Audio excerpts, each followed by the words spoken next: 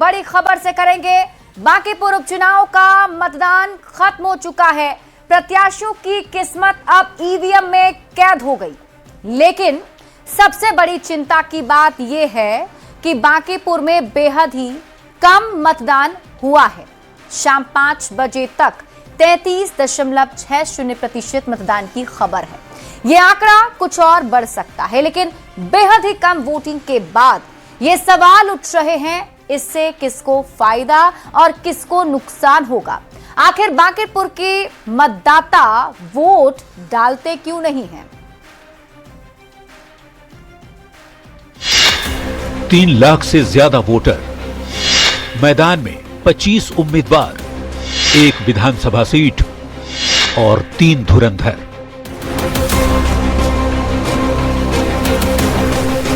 पटना की बांकीपुर विधानसभा सीट पर उपचुनाव हो चुका है और अब सबकी नजरें टिकी हैं 3 अगस्त पर, जब ईवीएम का पिटारा खुलेगा और वोटों की गिनती होगी। गिनती में कौन बाजी मारेगा ये तो 3 दिन बाद पता चलेगा। पर एक बात जो इस चुनाव में समझ आई वो ये कि बांकीपुर के मतदाता वोट ही नहीं डालते। 2026 उपचुनाव को हटा भी दें तो बांकीपुर की जनता वोट डालने के मामले में बेहद सुस्त रही है। पिछले कुछ चुनाव के आंकड़ों की यदि बात करें तो 2005 में फरवरी में हुए चुनाव में 34.4% वोटिंग हुई।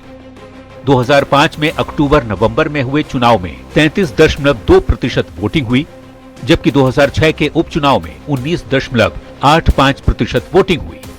2010 चुनाव में 36.96% वोटिंग हुई, जबकि 2015 में 40.25% वोटिंग हुई।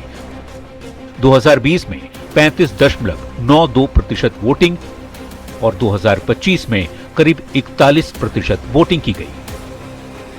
वैसे तो इन सभी चुनाव में बीजेपी ने बांकीपुर में बाजी मारी, पर इस बार जन सुराज के प्रशांत किशोर के मैदान में उतरने से ये मुकाबला बेहद दिलचस्प हो गया है।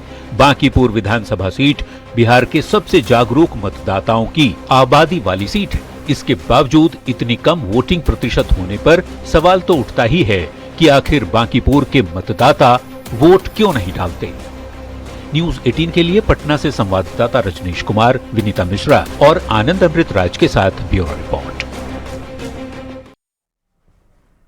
तो बांकीपुर विधानसभा उपचुनाव के लिए मतदान खत्म हो गया। मतदान खत्म होते ही एनडीए उम्मीदवार नीरज कुमार सिन्हा ने जीत का दावा किया है। उन्होंने बांकीपुर की जनता को धन्यवाद भी दिया।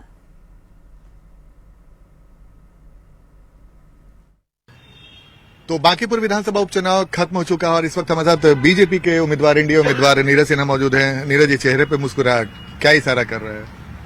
चेहरे पे मुस्कुराहट हमेशा मुस्कुराते ही रहते हैं, क्योंकि एक मैं साधारण कार्यकर्ता हूं और काम से मैं खुश रहता हूं।